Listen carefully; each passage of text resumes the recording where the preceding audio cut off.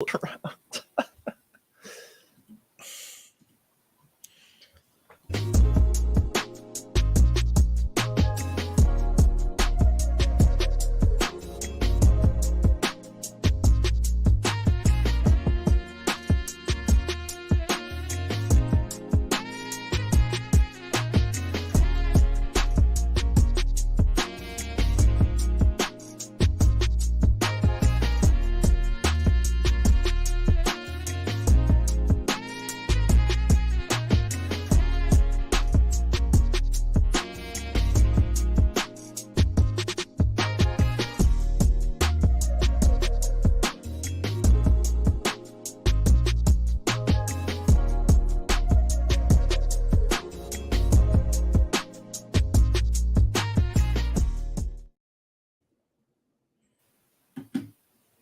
Hello, folks, and welcome back to another edition of Money in Motion. Today is Tuesday, October 3rd, joined here with Monte as always. And oil, we're going to talk a little bit about that today and energy, but I also want to talk about gold, Bitcoin, and a few other things.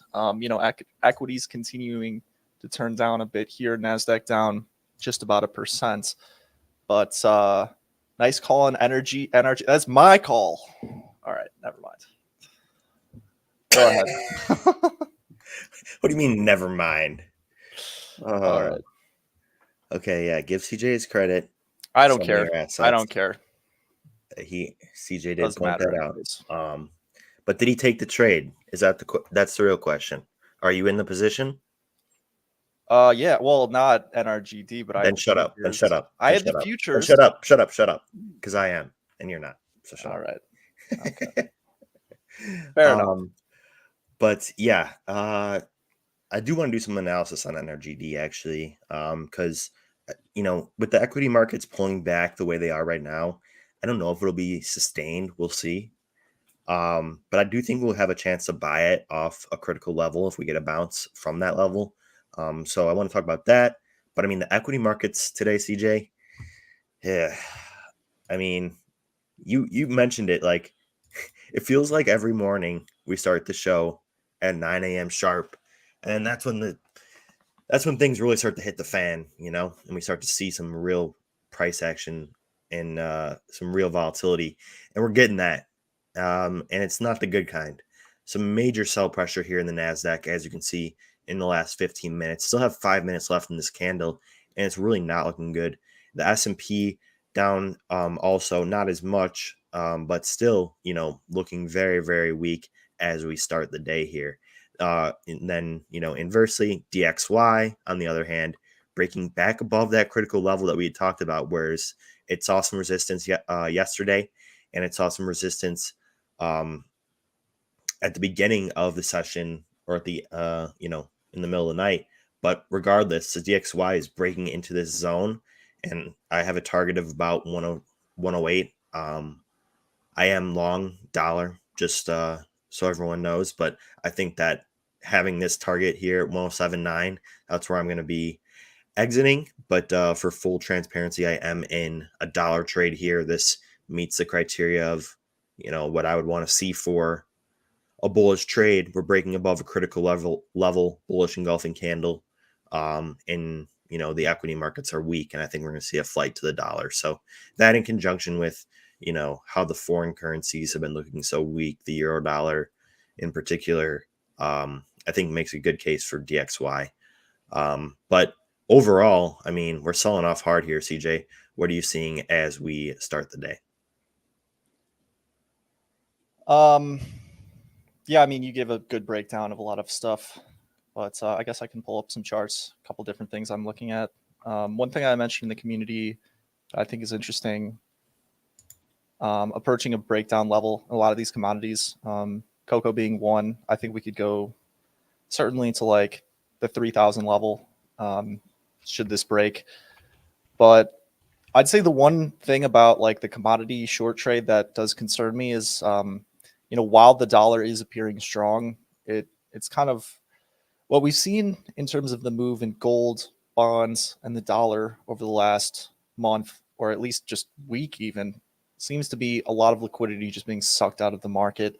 and getting close to a lot of like panic. I don't know if I would long the dollar here, being at like a very high local top where we've made, 11 consecutive green weeks or whatever. But I do think there are other interesting assets. One thing I was looking at, I actually think if gold closes green today, that could be an interesting play in terms of like risk reward, and something that I kind of am looking at should the market go the other way here and we actually close up.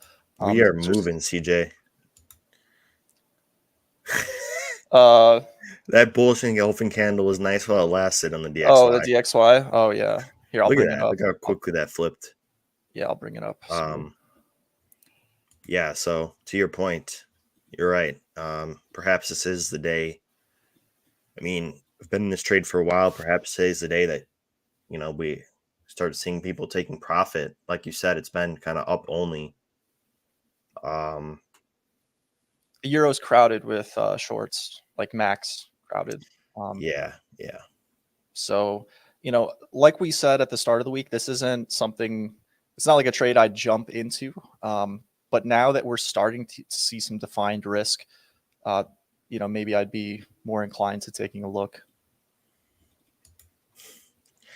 Yeah, we're definitely having some volatility to start the day. The VIX up 7.2%. So not a boring day, at least. But this is a day that I'm finding a bit tough to trade personally. I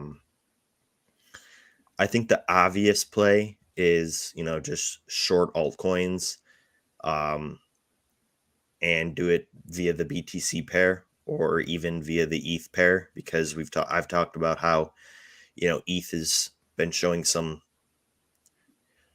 relative weakness, but I still think the BTC pair trade, when you're talking about shorts here, is the best way to go. And a lot of assets, things like, Bitcoin Cash, Aave, Maker, Comp, like a lot of these charts look like they could give a lot back and are putting in like that second lower high.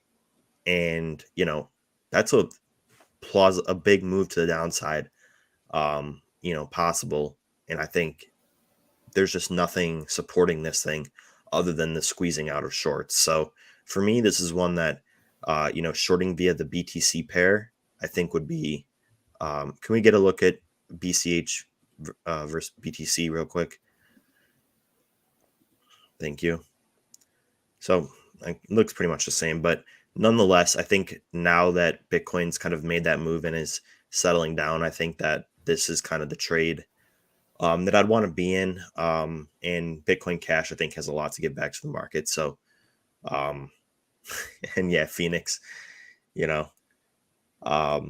is kind of the obvious play. But Bitcoin Cash, Ethereum Classic, right? Those are the quintessential, overextended, short those things back down to where they came from. But you got to be careful. Watch the funding rate on those, of course, because those trades can become overcrowded pretty quickly. One thing I will say is that, those are easy assets to pick on. Those are like This feels like what we were saying yesterday about how everybody just tries to short, or the greedy traders try to short and then pile in and get squeezed. Like that's literally what we were saying yesterday. And now like we're shorting those same assets.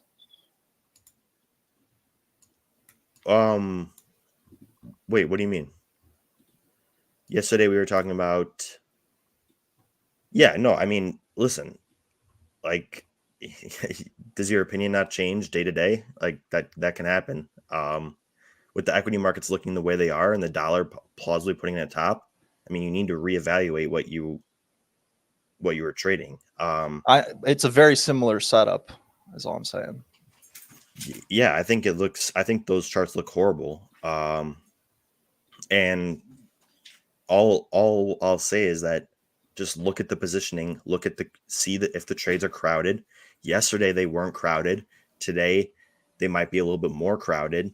But nonetheless, I still think that they're, due for a retrace. So, Bitcoin Cash, Aave, Maker, Comp, I think if we see continued weakness in equity markets, we could see, those assets fall pretty hard.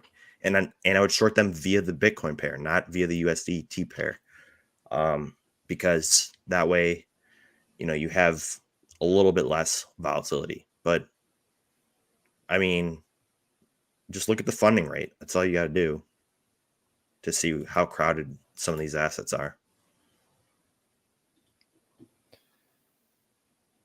Yeah, I'll pull up a couple more just things that I've been looking at.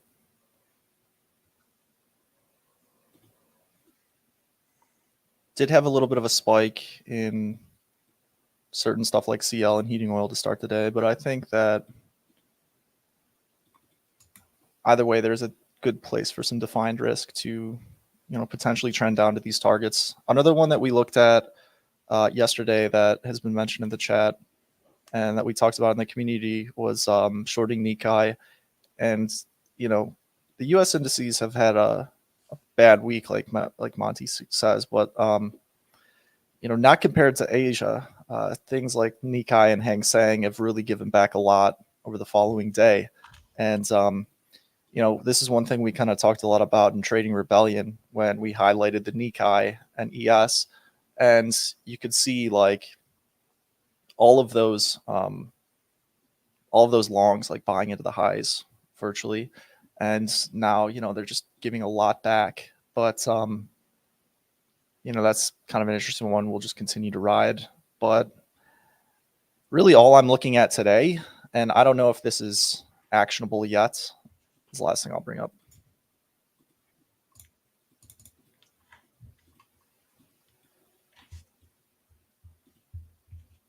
Is just like when sentiment reaches extreme and positioning reaches extreme levels, like I think we're seeing this week in things like euro, gold, franc, yen. I would just take a look at where price is starting to reverse, or if it does reverse, to potentially then create defined risk where I can take a long and maybe catch the start of a new trend. This reminds me what's going on in the dollar right now, or excuse me, what's going on in gold right now reminds me a lot of what went on in the dollar earlier in July when, we thought it was dead. We'll see. Either way, I think that, if you're trying to highlight where the most optimal risk reward is, it's in those potential like safe haven assets, which have not turned yet at all. But if they do turn, they will likely turn very hard. So, Yeah. I mean, we've been waiting for that turn for quite a while, but I do think it will come. And like you said, when it does, it's going to happen fast. So you got to be ready and have those setups in place before the move happens, right? You don't want to be like caught playing catch up. So setting up prior to the move, I think, is really the way to go. On that note, I did want to talk about some of the crypto related equities because, of course, not surprisingly, we're seeing them getting hit pretty hard here today. One in particular that is down the most is Marathon Digital, down 9.5%. This one looks, very weak, and it's concerning to see it. I mean, obviously, it's been acting as a high beta vehicle of Bitcoin all throughout the bull market or this like bubble, and all throughout the downside as well.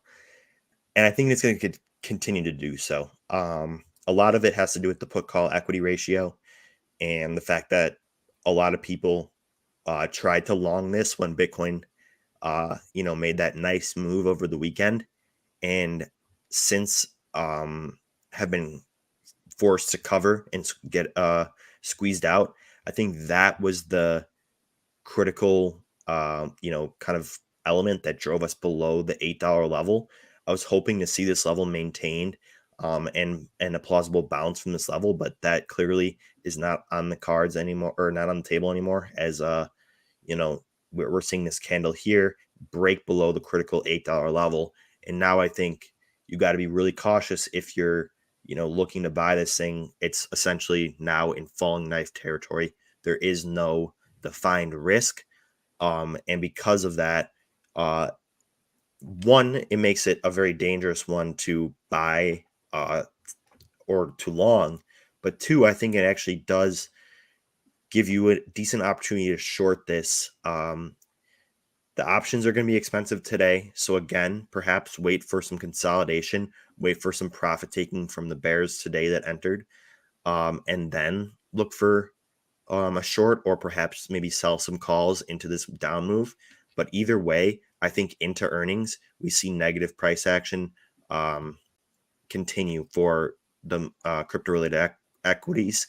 And I think Mara is going to kind of lead the charge because it performed the best. And I think as a result, it's destined to kind of perform the worst on the way down. So. All right. Well, that's all from me today. You have anything else you'd like to share? Do we even bring up the XLE chart? We talked about energy. Yeah. It's tough to say if it's topped or not. I'd love to hear what Nick's thoughts are with that triple top formation in XLE. We'll have to ask him later, but yeah, I mean, you just have longs that are stuck at the top, yeah, and we'll see what happens. Judging by what happened with Coco, it could get a little bit dicey. I really don't like that saying, but anyways, hope you guys enjoyed. Don't forget to check out tradethechain.com for a 14-day free trial where you can hang out in a Discord with Monte and I, as well as get access to Monte's education curriculum that will drop soon in terms of options. But anything else you'd like to wrap up the show with? I'll pass it over to you. No, just want to say thank you to everyone for watching and participating. You guys rock. Mike, Phoenix, some of your assets, Ross, UIC now. Thank you guys all.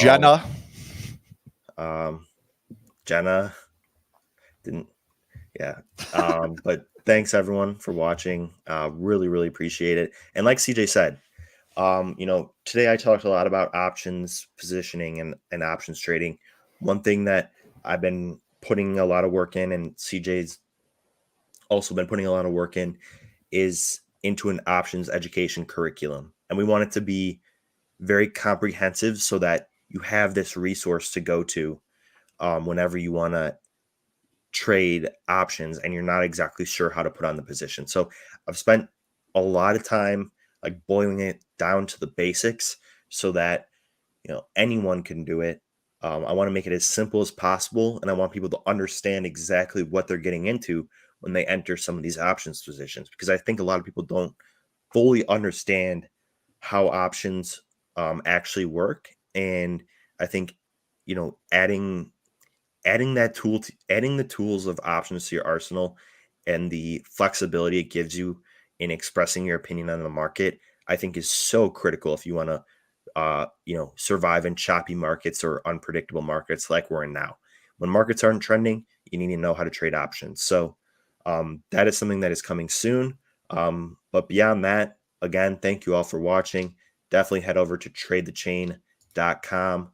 You get a 14-day free trial. All the things we talked about on here, we talk about over in our Discord first. Also, so not only do you get access to the sentiment dashboard, but you get access to the Discord community where CJ, myself, Nick, and a lot of others share their insights. And yeah, so definitely head over there, check that out. And please don't forget to like and subscribe. It really helps us out a lot. But thank you guys so much for watching. Have a great rest of your day. Happy trading and take care. See you again tomorrow.